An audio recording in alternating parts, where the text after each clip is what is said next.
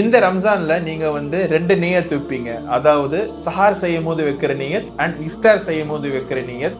இது என்ன நியத் அப்படின்னு தெரிஞ்சுக்கணும் அப்படின்னா இந்த வீடியோ லைக் பண்ணுங்க, இந்த பேஜை ஃபாலோ பண்ணுங்க இன்ஷா அல்லாஹ். இது 2 நியத்தும் இந்த முறை தான் பண்ணணும், இதை தான் சொல்லணும் அப்படின்னு கிடையவே கிடையாது. நீங்க வந்து அல்லாஹ்க்கு நியத் வைக்கிறீங்க, அதனால நீங்க உங்களுக்கு தெரிஞ்ச ஒரு எளிய முறையில நியத் வைக்கிறதுனால அல்லாஹ் உங்க நோன்பை கபூலாக்குவான். அதாவது சார் டைம்ல யா அல்லாஹ் நீ கொடுத்த இந்த ரிஸ்கால நான் நோன்பு வைக்க போறேன், இந்த நோன்பு எனக்கு லேசாக்கி எளிதாக்கி தந்துடுவாங்க அப்படின்ட்டு நீங்க துவா செய்யறதுனாலையும், அதே மாதிரி இஃப்தியார்ல அல்லாஹ் உன்னோட பேரை வச்சு நான் நோன்பு வச்சேன், நீ கொடுத்த ரிசக்கை வச்சு சார் செஞ்சேன், இப்போ நீ கொடுக்க போற இந்த ரிசக்கை வச்சு நான் இஃப்தியார் செய்ய போறேன், என்னோட இந்த நோன்பு கபூலாக்கு அப்படின்ட்டு வெறும் ஈஸியான முறையில நீங்க வந்து அல்லாஹ்க்கு துவா செஞ்சு நீங்க உங்க நோன்பை முடிக்கலாம்.